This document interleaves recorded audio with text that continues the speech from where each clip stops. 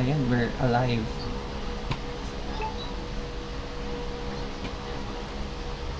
Okay. Wait, naka-on yung mic natin sa kabila.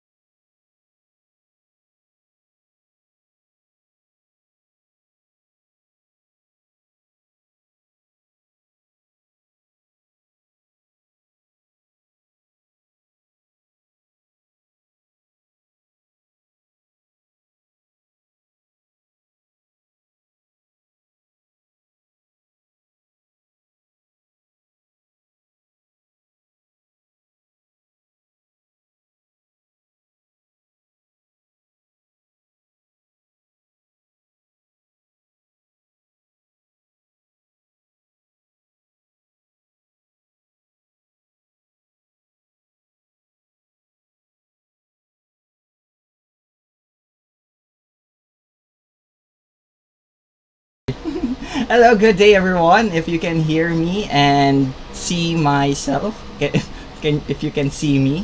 Hi, good evening, and welcome to our live today. So, hi.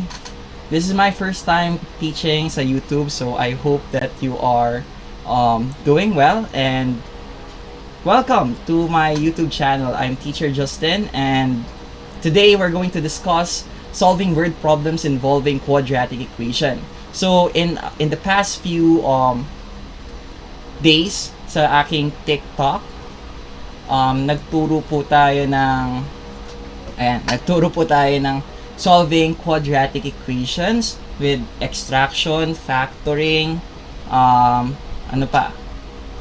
factoring, completing the square and quadratic formula. And the next step is for us to solve word problems. And how do we tackle or solve word problems involving quadratic equations? Okay, so ngayon, aaralin natin yon. And first, hello sa mga nanonood. Hi, how are you? I hope you're doing well. And let's start our discussion for today. Alright. Okay, wait. Ayan, ito, whiteboard. Okay, so oops, wait.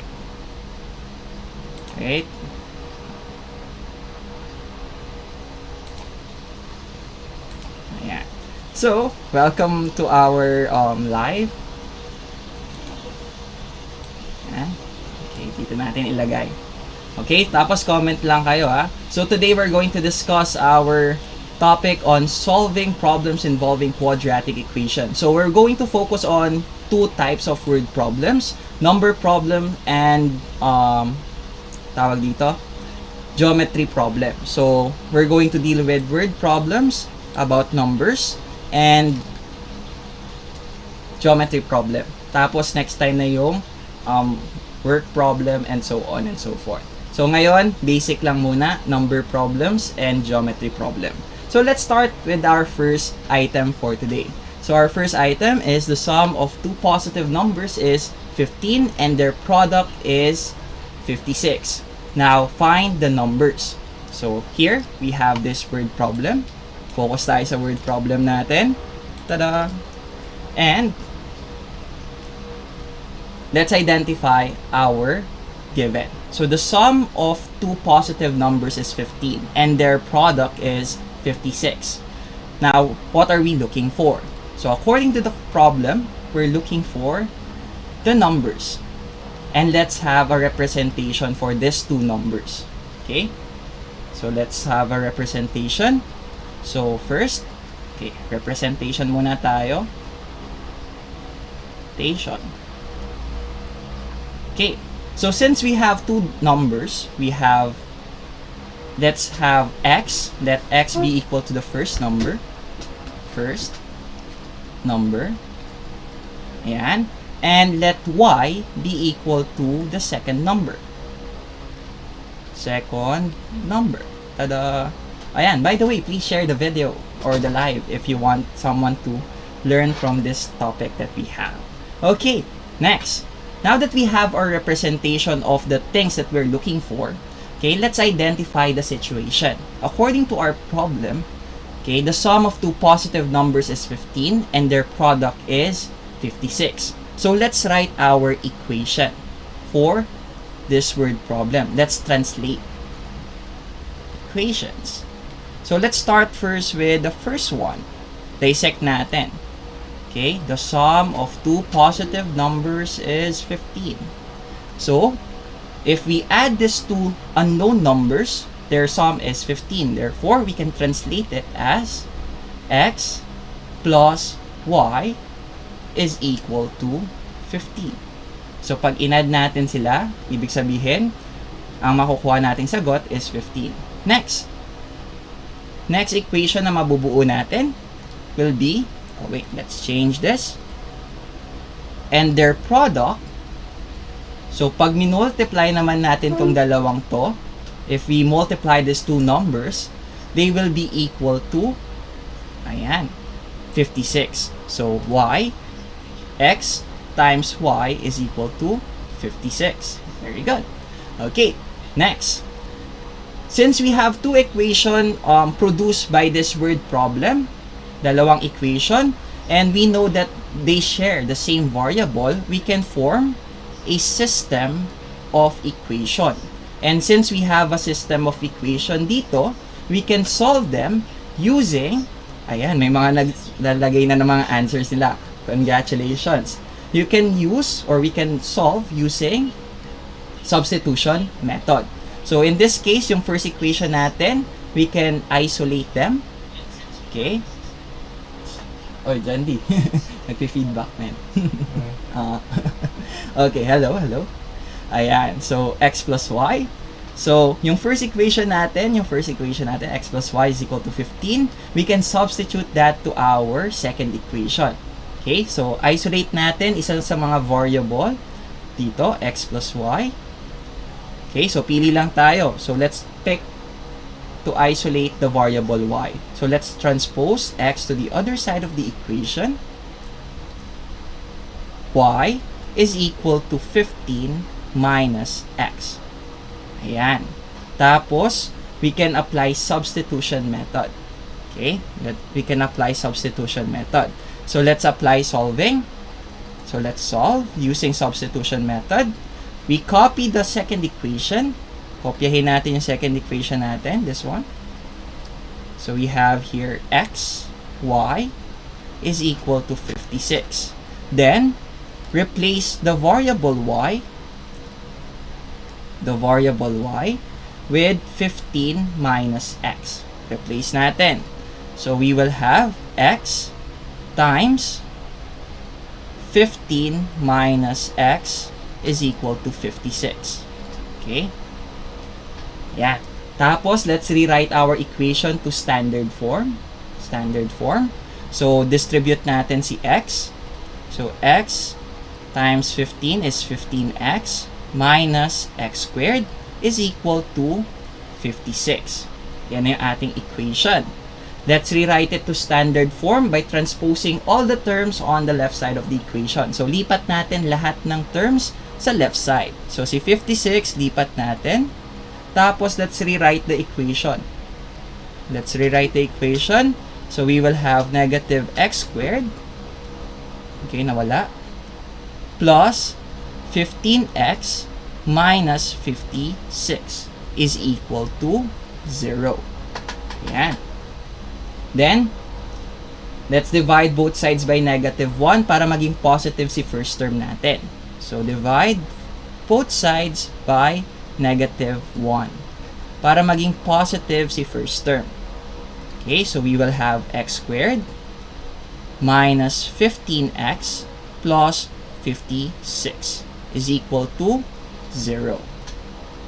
Now, since naka-standard form na siya, we can now solve this using either factoring, completing the square, or quadratic formula. Pero since we're looking for two positive numbers, expect natin that we will end up with an integer, a positive integer. Therefore, we can use factoring.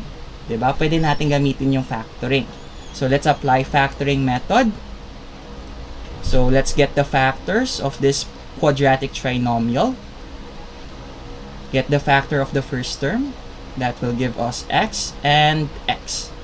Tapos, let's think of factors of 56 na pag inad natin, the answer is negative 15. So, ayan, positive na siya. Okay. So, ayan. So, the factors of 56 na pag inad natin, it's negative 15. That is, okay, negative 7 and negative 8. Ayun. Now, equate each factor to 0. X minus 7 is equal to 0. X minus 8 is equal to 0. Then, let's solve. Transpose lang. Okay. Transpose. Ayan. So, x is equal to positive 7 and x is equal to positive 8. Ayun. So, pili lang tayo ng value of x natin kasi isa lang dapat yung value of x natin. So, you can choose either 7 or 8 kasi pareho namang positive. Okay? So, we can use 7 or 8. So, pili natin. So, let's pick x is equal to 7. Okay? If x is equal to 7, that is our first term or first number. Let's substitute 7 to our first equation dito. Substitute natin. So, we have y is equal to 15 minus, substitute natin si 7 para ma-solve natin si y. So, y is equal to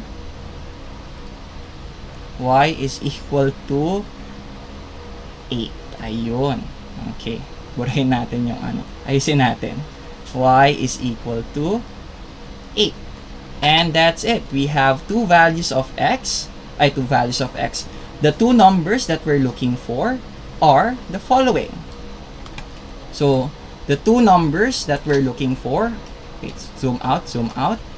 Okay, the two values are, ayan, the two numbers that has the sum of 15 and the product of 56 are 7 and 8. And that will be our final answer. So, ganun lang po. So, we're going to represent, identify our variable, formulate our equation, apply substitution method, and then solve using factoring to get the value of x. Okay? Sir, paano po pag 8 yung kinuha namin na value of x? Okay lang din yon kasi you will use the value of 8 to substitute to our first equation or second equation to get the value of y. So either way, the two numbers naman, you can interchange them, 7 and 8. Okay? Ayan. So kung di po naiintindihan, don't worry, we have more examples. Let's proceed to the next one so that we can get it. Okay? Ayan. Oh, hello po sa 10 viewers po natin. Maraming pong salamat sa panonood. Okay? Let's proceed to our next item. Ay, wait. Screenshot po muna. 5, 4, 3, 2, 1. 1, 2, 3, 4, 5. Thank you. Ayan. Okay. Let's proceed to the next one. Okay, eto naman. Let's have the same problem but this time, we're looking for, again, two numbers pa rin yung hinahanap natin.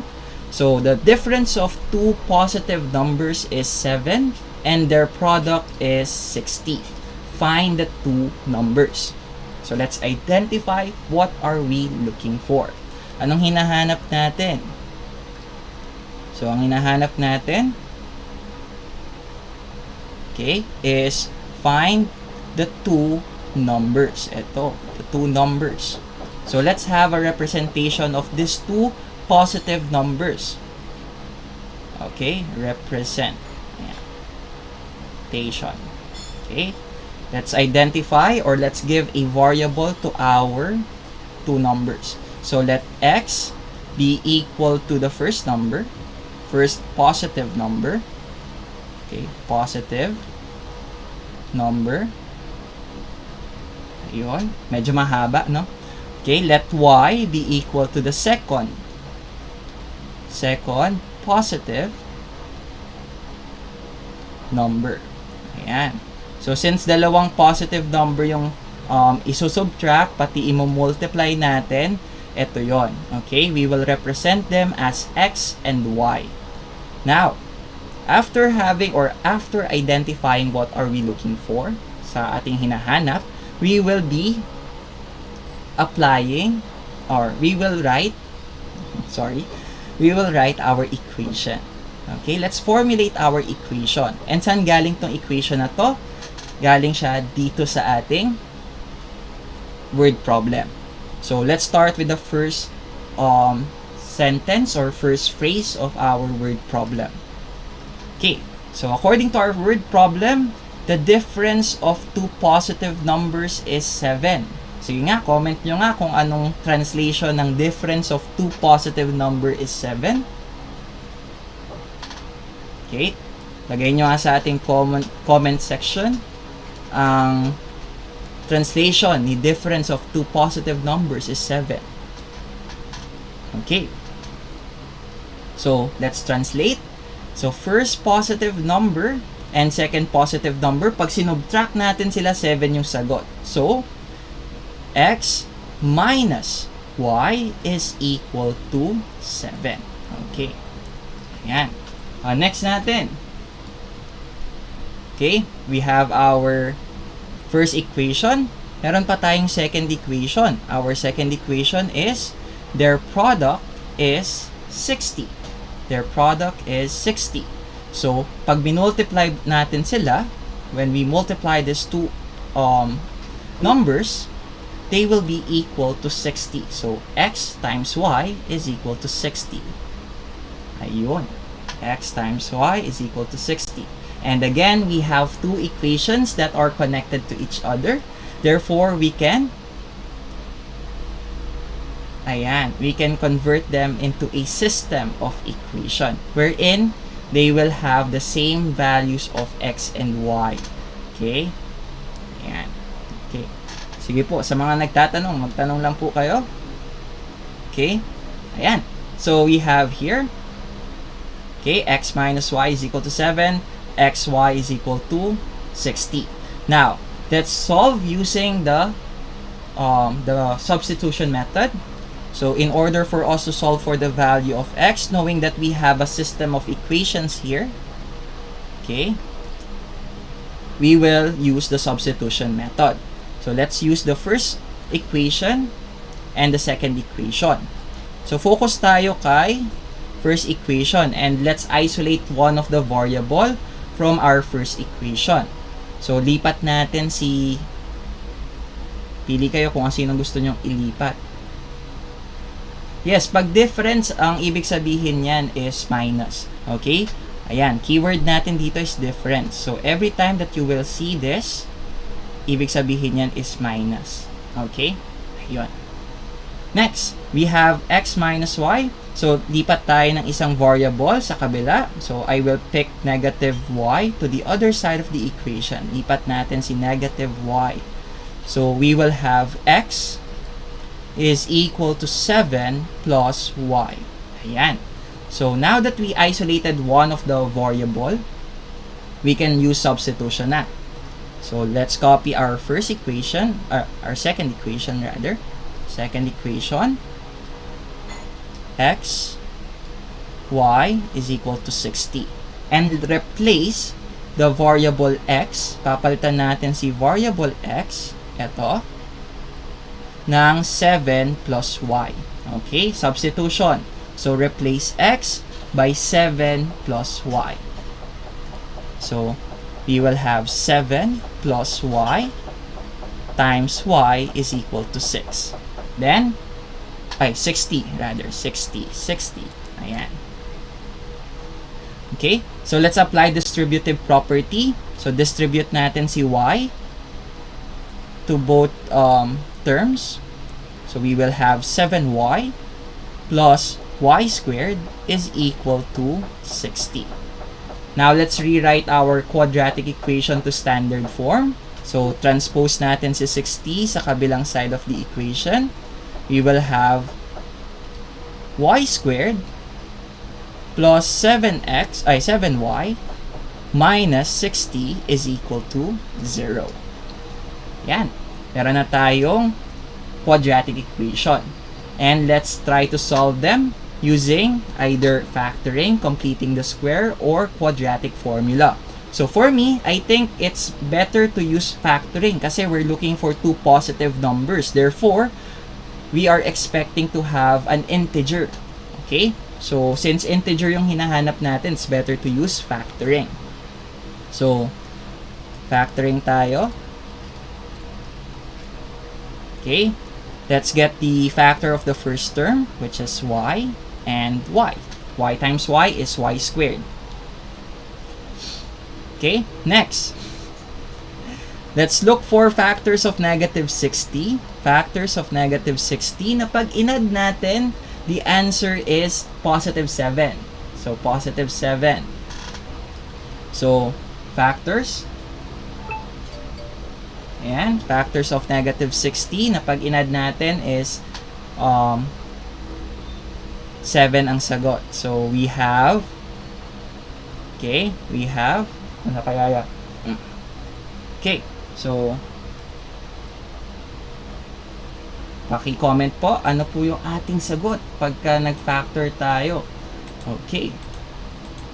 Siyempre, ang makukuha nating sagot will be negative 12 and positive 5. Negative 12 and positive 5. So, pagka inad natin to, baliktad yung sign natin. Baliktad. Ulit.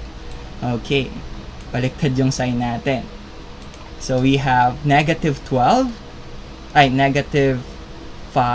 and positive 12. Ayun. So, pag inad natin 12 plus negative 5, it should be equal to the middle term. So, positive 7. Ayan, wait na. Nawala lahat ng ating ano. Okay, set up lang natin. Ayun, very good, very good. Okay, set up lang natin. Ayusin lang natin yung mga sinulat natin dito. Now that we have our factor of this quadratic trinomial, we can equate each factor to 0. So, x plus 12 is equal to 0. Y minus 5 is equal to 0. Then, let's solve for the value of y. So, transpose lang. So, transpose y, positive 12 to the other side. We will have y is equal to negative 12. And the other one, transpose natin si 5, negative 5 sa kabila. So, we will have y is equal to positive 5. Now, positive. Nasaan na yung isang? Ayun. Okay. Wait. Okay. So, we have y is equal to negative 12 and y is equal to positive 5. Now, since we're looking for positive numbers, two positive numbers, we're going to get the value of y that is positive. Yung positive lang yung kukunin natin, hindi yung negative 12. Kasi we're looking for positive numbers. Our value of y is the second positive number. Therefore, ang pipiliin natin will be positive 5. Yan. Our value of y is equal to 5. Okay? Now that we have the value of y, the second positive number, let's solve for the value of x by substituting the value of y to our first or second equation. So, substitute natin, x is equal to 7 plus 5. That will give us x is equal to 12. And that will be the the first positive number of our problem. Ayan, di ba? So, yun lang po yung gagawin natin. Very good. Ayan, tama yung sagot mo. Okay? So, again always check the problem. Pag nakita nyo yung problem na positive, yung hinahanap natin, okay? Ayan, positive yung hinahanap natin. We're only going to get the positive value. Since dalawa yung lumabas na value of y, we will only get the positive value. Kasi yun yung hinahanap sa problem. We're given two positive numbers na sinubtract at minultiply. So we have the first positive number, which is 12, and the second positive number, which is 5. And that's it. That's our second item. Diba? Okay, I hope nagagets nyo na. Okay, so give me a thumbs up or mag-react kayo ng thumbs up kung all good ang ating lesson for today. Naiintindihan. Okay, give me a reaction. Thumbs up. Look, hello. How do you do? Okay, next, let's proceed to the next item. Now, yung item number 3 natin, okay, mamaya na yan. Item number 4 muna tayo. Let's have a similar problem as number 2. Let's have this. Okay. Ayan, so number 4 muna tayo. So we have, again, the difference of two numbers is 5 and their product is 50. So find the numbers. Ayun. Okay. So kung hindi pa po na intindihan, okay lang po yon. Okay? Try lang tayo ng try. So in mathematics, it's okay na hindi po natin na-gets yung first part as long as we keep on trying. Okay? Ayan. Try lang ng try. Okay? Okay. It's okay. Ayan. So let's have our third example. Okay, kung hindi pa natin nagigets, ito pa, isa pa, para mas maintindihan po natin.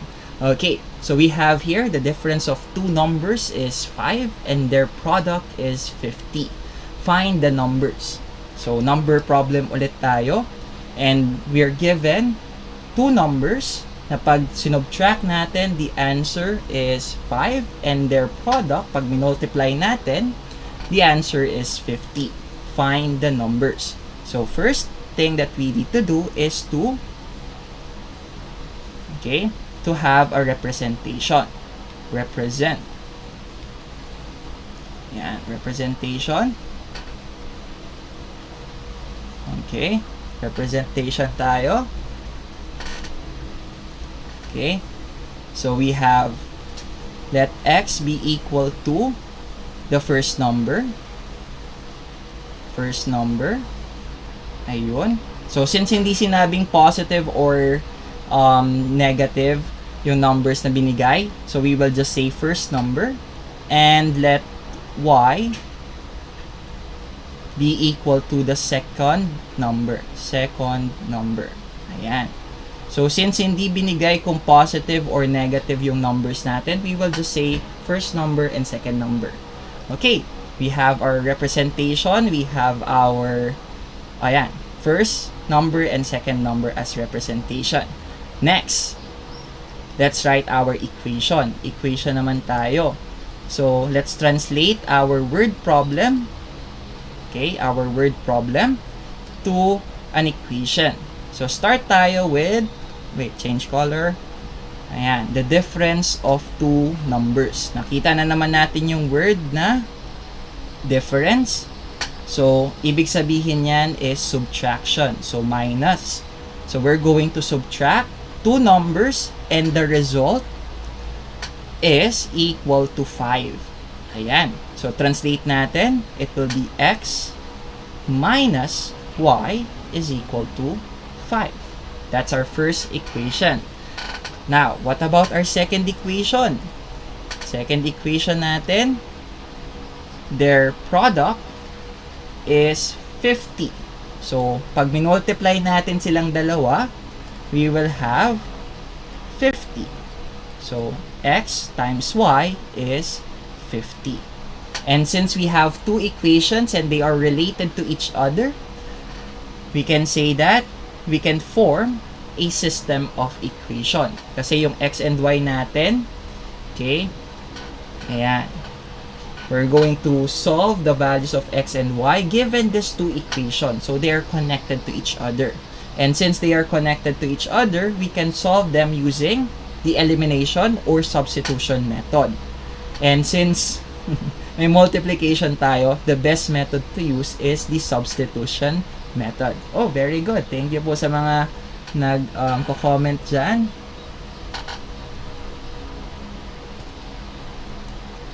Okay, so let's proceed. Let's proceed. Ayan.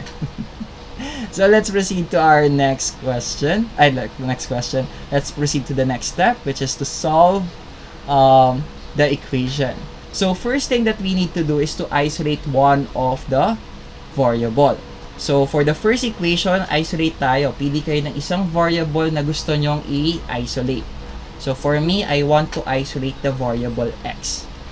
Okay, so lipat natin si negative y sa kabilang side of the equation. Okay? Para si x lang yung natitira sa left side. So x is equal to 5 plus y. Ayan. 5 plus y. So now that we isolated one of the variable, we can use the second equation xy is equal to 50, and replace, use different color, the variable x, papalitan natin yung x natin ng 5 plus y. Using substitution method tayo. So, we will have 5 plus y times y is equal to 50. Ayan. Okay. Ayan. So, hello? Am I still there? Nag-freeze na ako dito sa ano. Ayun. Okay na pala. Ayan. Okay. So, we will apply distributive property. Let's rewrite this equation to standard form. So, distribute. Apply natin distributive property. So, multiply. Ayan. So, 5y plus y squared is equal to 50. And let's transfer 50 to the other side of the equation, changing the sign and rewriting our equation to standard form. We have y squared plus 5y minus 50 is equal to 0. Now that we have our quadratic equation, okay,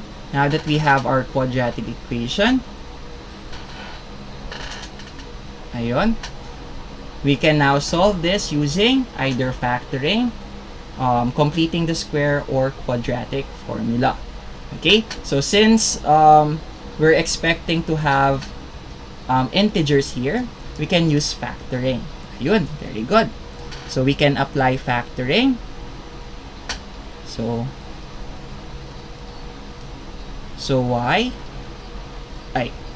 get the factor of the first term.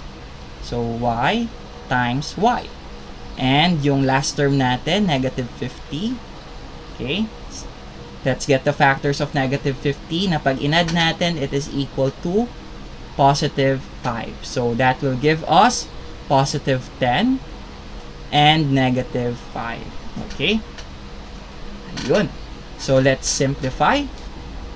Let's equate each factor to 0. So equate each factor to 0. Equate each factor to 0 and solve for the value of y. So y is equal to negative 10 and y is equal to positive 5. Ayan. Okay. So, pili tayo. Anong value of y ang pipiliin natin? So, since wala tayong, ayan. So, since wala, wait, what's that? Let's erase that. Ayan. So, since wala tayong given na positive or negative, we can pick either negative 10 or positive 5. Okay? It will give us two possible answers. So, we have, if we pick negative 10, piliin natin si negative 10. Okay? Substitute natin sa ating first equation. We will have x is equal to 5 plus negative 10. That will give us x is equal to negative 5. Okay. Pero magiging true ba siya dito pag sinubstitute natin? Yes, it will still be true. Okay? Ayan. So, our value of x will be negative 5 and negative 10, or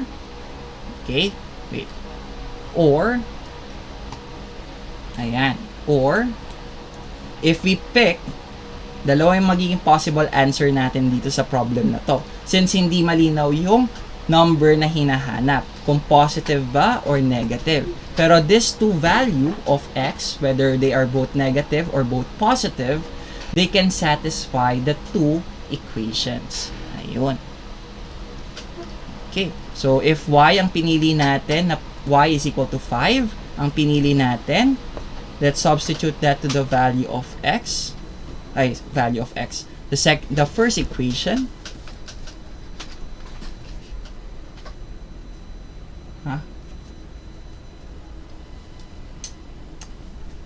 Okay, wait lang po. Ayun.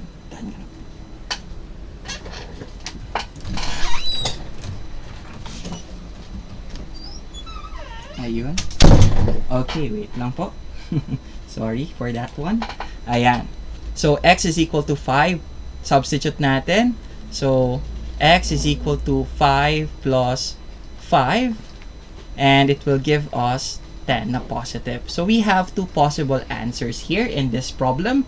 Either x is equal to negative 5 and y is equal to negative 10, or y is equal to 5 and x is equal to positive 10. So either way, these two values of x can satisfy these two equations. Okay?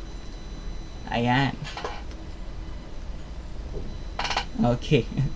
And that's it. That's our third item for today. Ayun, no? So, always base your equation sa ating word problem. And each word sa ating word problem can be ang tawag dito, ayan, can be translated to an equation. Okay? Yung mga words dyan, meron niyang meaning. So, kunwari, pag sinabing difference, the operation for pag sinabing difference is minus. Pag sinabing two numbers, we're looking for two numbers. Ayan. Tapos, pag product naman, okay, that the translation for that one is multiplication. Pag sum, addition. Okay? So, I hope that helps. Okay? And, ayan, let's proceed to the next word problem. Okay? Pa-screenshot po ng ating solution. Medyo makati pa rin po ang ating ilong. Namatay ang ating ring light. Okay, napundi na siya. Okay, kita niyo pa rin naman ako, di ba? Hello, hello. Ayan, so, pa-screenshot po ng ating solution and two final answers. Ayan, dalawa po yung final answers natin. Ayun. Okay, let's proceed to our next type of word problem, so number problem. This time, we will encounter consecutive positive integers. So here, okay, find the two consecutive positive integers whose product is 72. Ayan. Medyo maikli lang yung word problem natin ngayon, pero this is still a word problem. So find the two consecutive positive integers. Now, let's focus on the word consecutive positive integers. Okay? Focus on the word consecutive positive integers. Can you give me examples of two consecutive positive integers? Ibig sabihin nito magkasunod na numbers. Positive na numbers, magkasunod. So, they are, ayun, very good, 8 and 9. Okay. Ano pa? Ayun. So, we have 8 and 9, or 7 and 8, 11 and 12. They are consecutive positive integers. Ibig sabihin, to get the next term, okay, we will just add 1. Kasi magkasunod sila. Like 1, 2, 3, 4, 5, 6, 7, 8, and so on and so forth. So, they are consecutive integers. Okay, consecutive integers.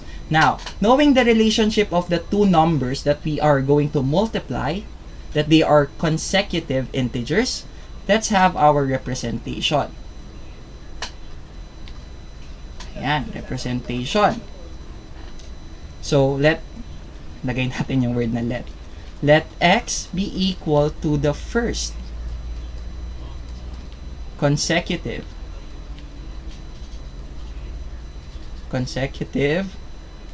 integer. Ayan. Integer. Ayan. Plus. Positive. Okay? Nilagyan ko na ng plus para positive. Okay? Magkasunod po. Ayan. Thank you. So, to get the next term or the next number, ang i-add lang natin lagi is we add 1 to get the next term. So, instead of using y,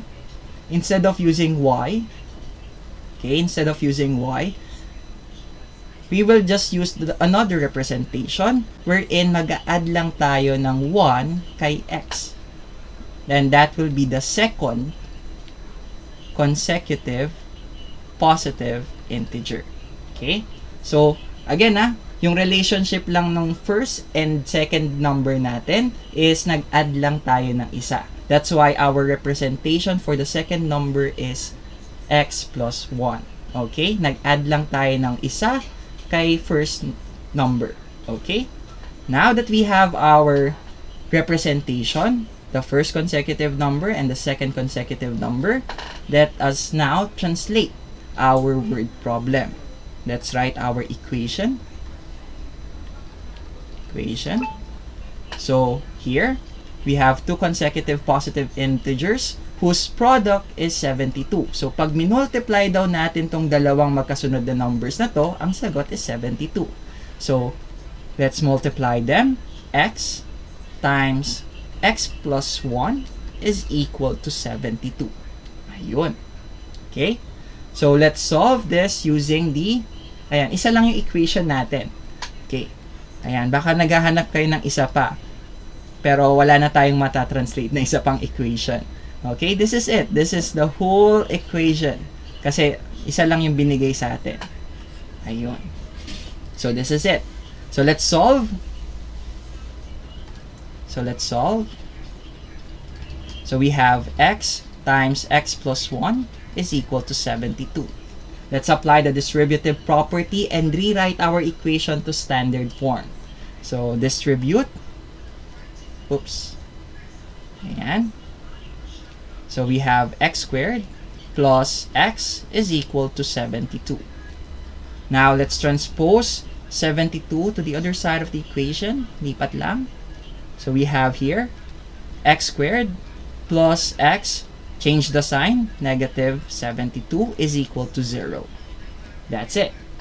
Now that we written our equation to standard form of our quadratic equation, we can now apply factoring, completing the square, or quadratic formula. But since we're looking for two consecutive positive integers, mas maganda na gamitin natin si factoring.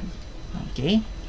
Factoring. So factor the first term, x times x, and then we look for factors of negative 72 na pag inad natin, the answer is positive 1. So that will give us positive 8. Positive 8. Mali. Okay. Positive 9 and negative 8. Ayun. Kasi dapat mas malaki si 9. Okay. Now let's solve. Now that we factored our quadratic equation, equate each factor to 0. X is equal to x. Erase. Ayan, minus 8 is equal to 0. So transpose.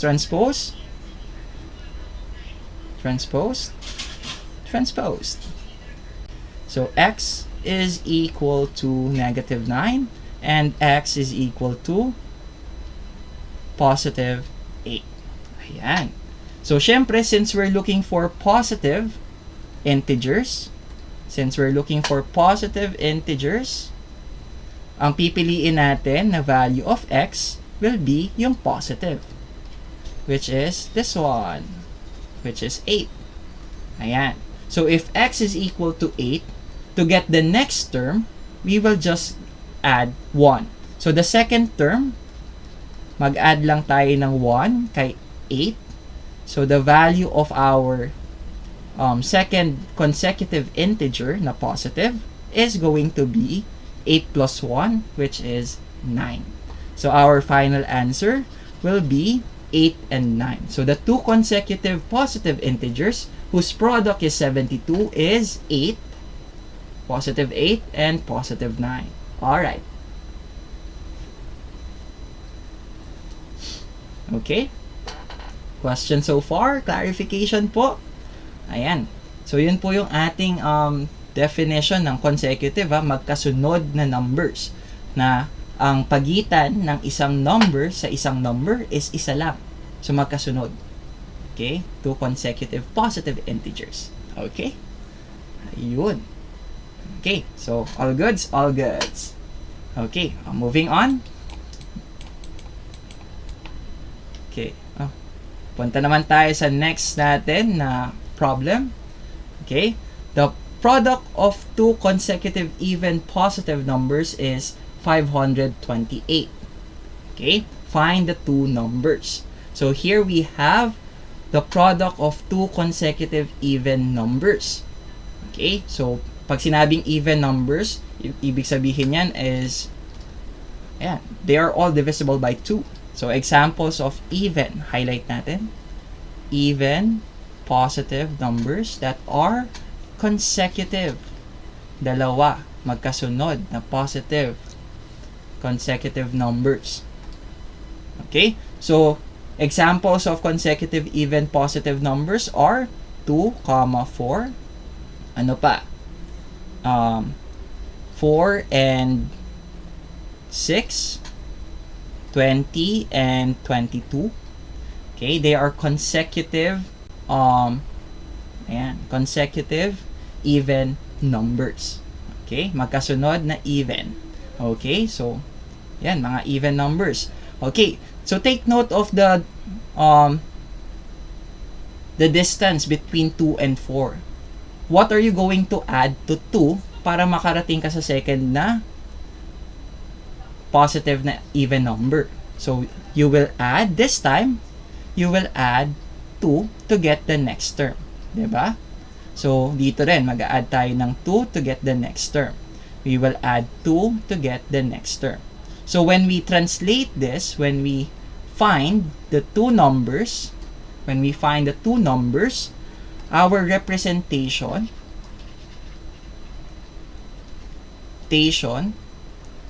will be, let x be equal to the first number, consecutive, first consecutive even number. Ayan, haba. Okay, and ang susunod na term niya, to get the second term, the second consecutive even number, we will just add 2 to x. Mag-add lang tayo ng 2. Okay? Ayan. So we will have second consecutive even number. Okay? All good? Are you still there? Are you still alive? Ayun. I hope you're doing well. Okay? Nakakasunod po sana lahat. Okay. So ayan na po. We have the first consecutive even number and x plus 2 as our representation. Now, let's translate our equation. Punta naman tayo sa ating equation. So, the product, okay, so the product of two consecutive even positive numbers is 528. So, pag minultiply daw natin tong dalawang representation natin, these two numbers, it is equal to 528. So that will give us x times x plus 2 is equal to 528. Ayan. So let's solve. Okay, punta na tayo sa solving. Na-translate na natin. Okay, meron na tayong equation and we're looking for the value of x, which is the first consecutive even number. So let's solve using, okay, first let's apply distributive property. So apply natin distributive property. Ayan. Multiply. So it will give us x squared plus 2x is equal to 528. Let's transpose. Zoom out na lang para mas kita. Ayan. Okay, transpose 528 to the other side of the equation, giving us x squared plus 2x minus 528 is equal to 0. Okay, now let's factor. Let's apply factoring. Okay, factoring ulit. Kasi we're expecting to have two consecutive positive numbers na magkasunod. So, imposible namang maging irrational siya, di ba? So, the best way, the fastest way is to use factoring. So, let's factor. So, we have x times x is x squared. So, yung factor ni first term, distribute lang natin. And let's look for factors of negative 528 na pag inad natin, the answer is positive 2. Ayan. So, it will give us negative 24 and positive 22. Ay, wait. Baliktad. Positive 24 and negative 22. Kasi dapat positive yung lumabas pag inad natin sila. So, negative 22. Ayun. Now that we have our factors, okay, now that we have our factors, sulat lang natin ulit, we equate each factor to 0. Each factors to 0. X plus 2, or x plus 24 is equal to 0. X minus 22 is equal to 0. Let's solve for the value of x. Lipat-lipat lang. So, x is equal to negative 24. And x is equal to, lipat-lipat lang ulit, 22. Ayan. Lipat-lipat lang. Lipat-lipat. Ayun. So, syempre, since we're looking for positive, emphasis on the word positive numbers, we're going to focus on getting the positive value of x. Okay, the positive value of x. So, this will be the first consecutive positive even number. Ayan. Ito yung kukunin nating value of x. And to get the second positive value of x, we will just add 2 to our value of x, which is going to be 24. Ayun. And that, hindi na gumana. Ayun. Okay. And that will be our final answer. So, the two consecutive even numbers is 528. Ayun po. Tada! Ayun, no? Very good, very good. Okay, sa mga nakakasunod, good job. Ayan, salamat po sa mga nag-share ng video po natin. Please, share the video, and if you haven't subscribed yet to my channel, feel free to subscribe to my YouTube channel. Nagtuturo din ako sa TikTok. Ayan. Ito, nag-word problem tayo ngayon kasi word problem siya. Okay. All goods? Okay, papicturean po ng ating solution kung may copy na kayo ng solution natin. Or kung wala pa pala, sorry. Kung wala pa kayong copy ng solution natin, pakipicturean na po. 5, 4, 3, 2, 1, 1, 2, 3, 4, 5. Online selling item lang natin, no? Okay. That's it.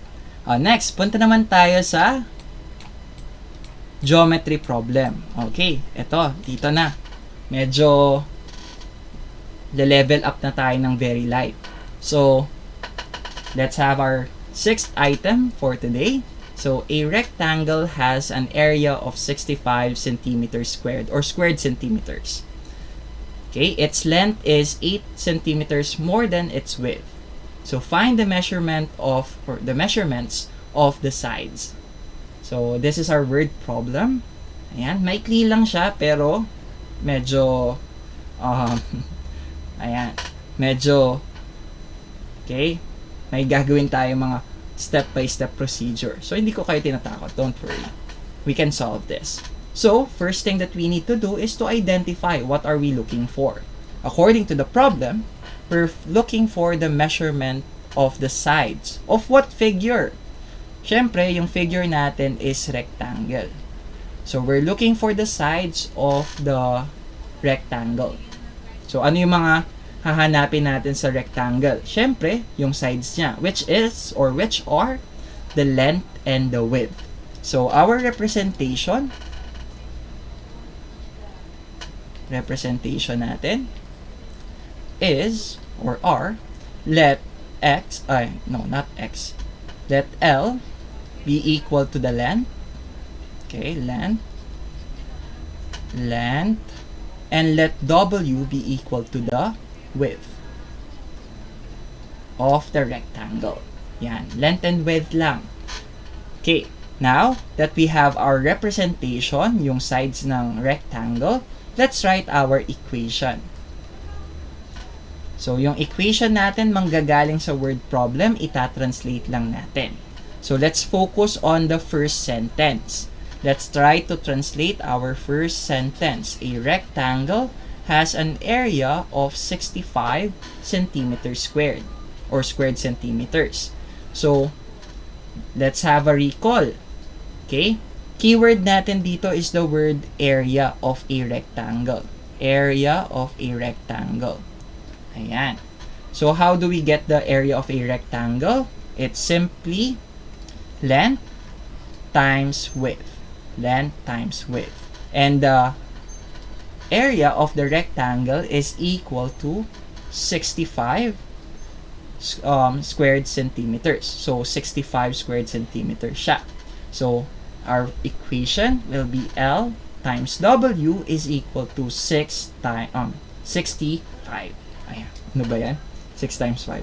Length times width is equal to 65. That's the area of the rectangle. Now, syempre hindi pa tapos yung ating pagsusulat ng equation kasi may karugtong pa siya. Okay? It is also stated in the problem that its length is 8 centimeters more than its width. Okay? So, isa-isahin natin siyang i-translate. So, simulan natin sa length. According to our representation, our length is L. So, length. Now, since we use the word is, eto, yung is na yan, ibig sabihin yan, another translation of the word is equal symbol. Okay? Equal. Ayan ha. Tapos, syempre meron tayong number 8. Sulat natin. 8. Okay. And we use the word more than. So, more than. So, another translation of the word more than, okay, ibig sabihin niya nag-increase, diba? Nadagdagan. More than. So, we will use the operation addition. Okay? More is addition. Okay? Tapos, more than its width. Ito, width. So, we have a representation for width, which is W. Ayun. So, put them all together, we will have our equation. The length is equal symbol 8 more than plus the width. Every time that we're going to use the word than, yung than na to, okay, we will interchange the position of our numbers. Okay, papalit lang natin yan. So, pag less than, interchange. Pag more than, interchange. Ganun lang. Okay? I hope you are still there. Okay? So, now that we have two equations, and these two equations are related to each other, we can form our systems of linear equation. Length, LW is equal to 65, L is equal to W plus 8. Now that we have our system of equation, we can now solve for the value of L and W using the substitution method. So, gagamit na tayo ng substitution method. So, solve. So, let's use the first equation. LW is equal to 65. Then, let's replace the value of L. Interchange. Pag sinabing interchange yung position ni 8, pati ni W. Okay? Magpapalit. Okay? Magpapalit sila. Kasi every time that we use the word than, mas mauuna si with kesa kay 8. Dapat sa equation. Okay? Yan po. Ayan. Ayan, nagpapatulong na siya. Okay. Ayan. Interchange. Yung position lang ha, yung kunwari 8, pati yung W, papalitin. Okay? Pagpapalitin lang ng pwesto. Okay? Ayan. So, here, let's continue. So, we have length and width is equal to 65. Tapos, we will replace, ayan, the value of L with W plus 8. Palitan lang natin, substitution method. So, let's substitute. So, we will have W plus 8 times W is equal to 65. Let's apply the distributive property. Distribute. We will have W squared plus 8W is equal to 65. Now, let's rewrite our equation to standard form.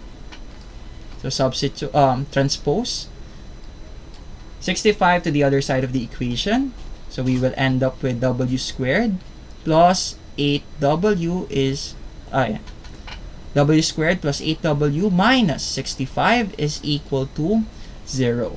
And from there, we will now apply factoring or solving quadratic equation. So, pwede natin gamitin factoring, completing the square, and quadratic formula. Pero ang pinakamabilis is factoring since factorable naman siya. So, factor natin. Ayun, mga na-solve na. Very good. Congratulations. Okay. So, factor the first term. W. Tapos, get the factors of our last term, negative 65, na pag inad natin, the answer is 8. So, it will give us, positive 13 and negative 5. Okay? Yan. Now that we factored our quadratic trinomial, equate natin both sides by 0. Equating both sides by 0. So, W is equal to, transpose lang, negative 13, and W is equal to positive 5. And that's it. We have two values of W. Pero alin dito yung kukunin natin? Siyempre, ang kukunin nating value of W is yung positive. Sir, bakit yung positive? Wala namang sinabi sa word problem na positive yung measurement na kukunin natin. Wala nga. Pero, there's no such thing as a negative measurement. That's why the value that we need to get is positive. Again, positive dapat lahat ng measurement for length and width.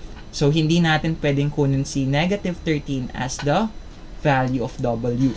So, now that we have our W, our width, we can use this to get the value of L by substituting the value of W to either first or second equation. Pero mas okay kung substitute natin siya sa second equation. So, substitute natin. L is equal to W plus 8, replacing W with 5.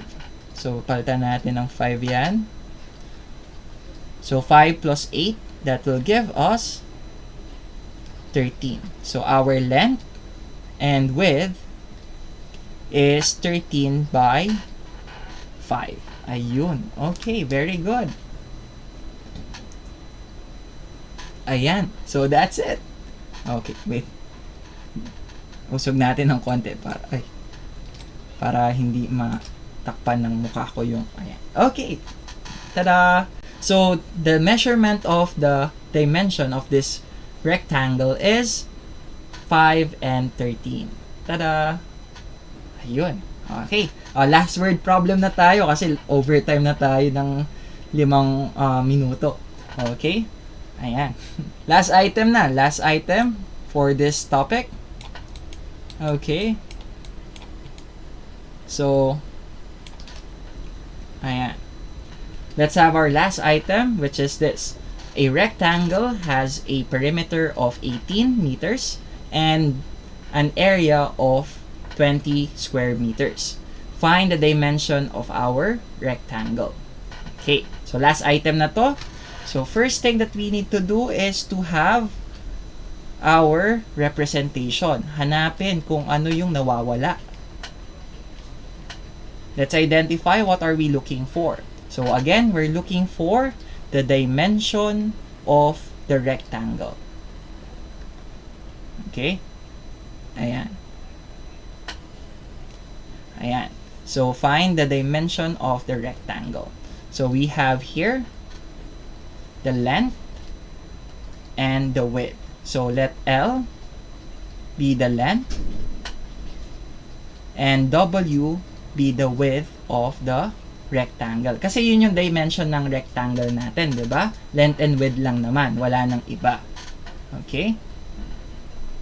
Ayan. Okay, wait lang, takpan ko muna yung ating camera. Okay? Now that we have our representation, let's proceed to translation. Let's translate. Okay? Hindi pa. Kain ka na, bilis. Okay. Ayun, so sorry for that one. Okay, so length and width. Okay, let's write our equation. So first equation natin, let's translate this statement. A rectangle has a perimeter of 18 meters. So pag sinabing perimeter, okay, wait, sorry, nawala. Okay, when we say perimeter, ang formula natin ng perimeter ng rectangle, okay, ang formula ng perimeter ng rectangle is twice the length plus twice the width, diba? So, perimeter, ang keyword natin dito, perimeter. So, it is translated to be twice the length plus twice the width. And the result, the perimeter, is equal to 18. Ayan. So, 2L plus 2W is equal to 18. Ayan. Okay, next. That's our first equation. Okay.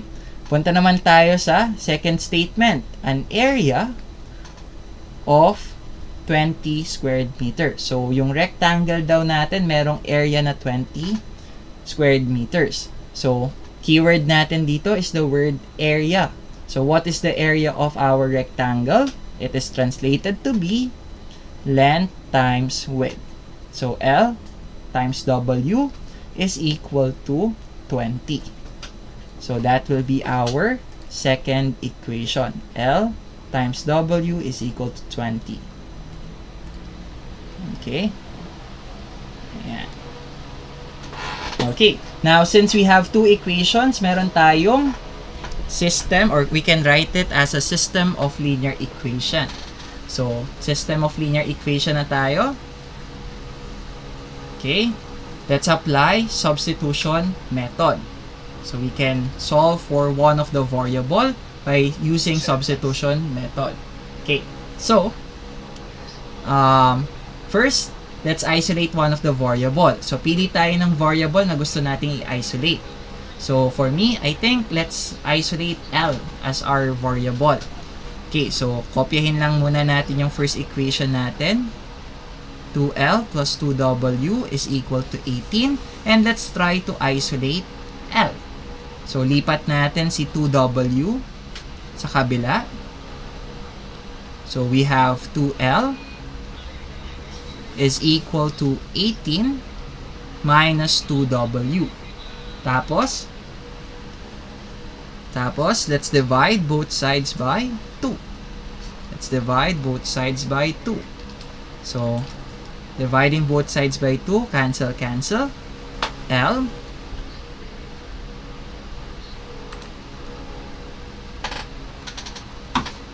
is equal to, divide each term by 2, we will have 9 minus W. So, ito yung magiging equation natin na naka-isolate si L. Okay? So, ito.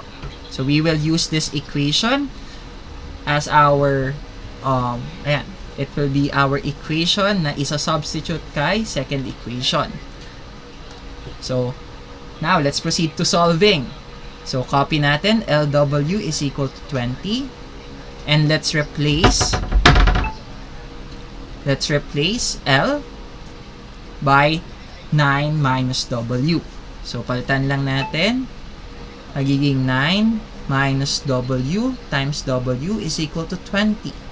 Then, let's apply distributive property. Distribute.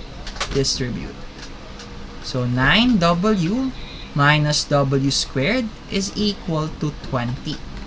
Ayan. Then, sorry, nawala yung ating camera. Ayan, hello, I'm back. Okay, then from there, let's rewrite our equation to standard form. Okay, so we have negative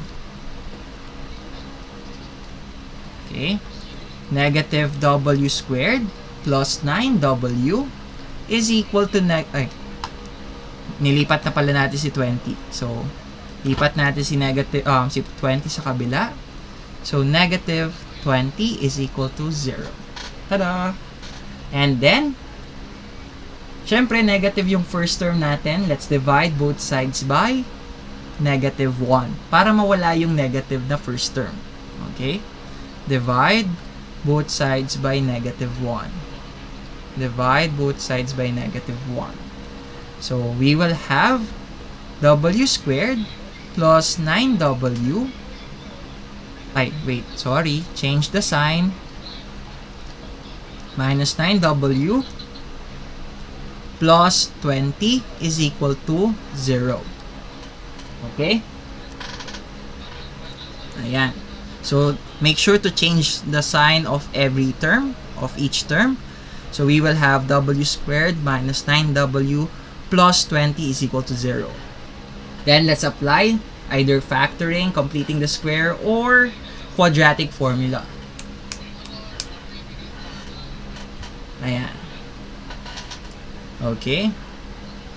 So, let's apply factoring. So, we get the factors of the first term. So, we have w. And let's look at the factors or look for factors of 20 na pag inad natin, the answer is 9. So, factors of 20 na pag inad natin, it is equal to 9. So, that will bring us to negative 4 and negative 5. Ayan, negative 4 and negative 5. Now that we have the factor of our quadratic trinomial, we can equate each factor to 0. Equate each factor to 0. So, transpose. So, w is equal to 4 and w is equal to 5. So, we have two values of w na pwede nating kunin. Ayan, pwedeng dalawa. So, w and 5. W4, w is equal to 4 and w is equal to 5. So, pili lang kayo anong gusto nyong value ng width ninyo. It's either 4 na positive or 5 na positive. Either way, they are still correct kasi positive naman sila pareho. So, let's pick.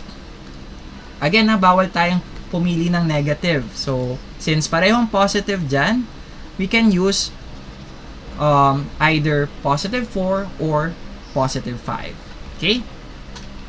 So, let's substitute this to either first or second equation and solve for the value of L. So, let's solve. Let's copy our first equation. L is equal to 9 minus W. So, L is equal to 9 minus 4.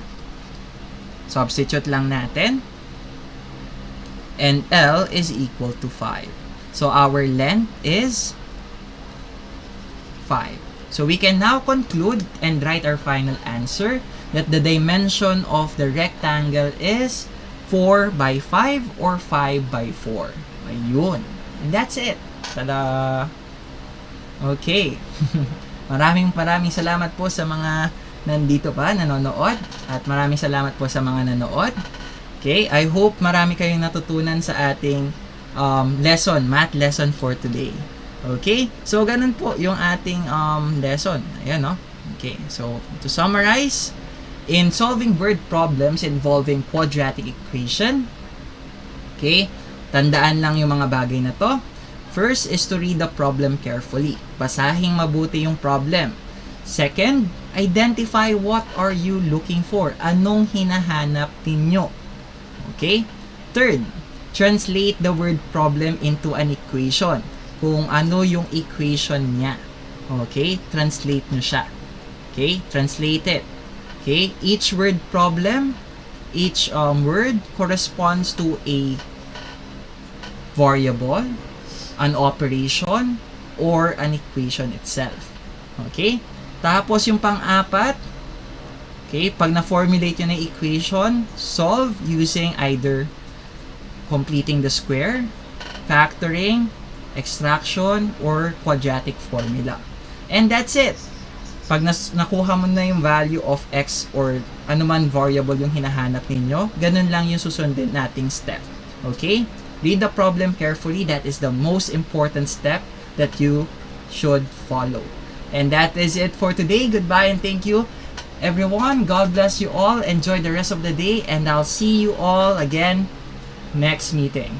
Okay, goodbye and thank you, everyone. Thank you. Maraming salamat po.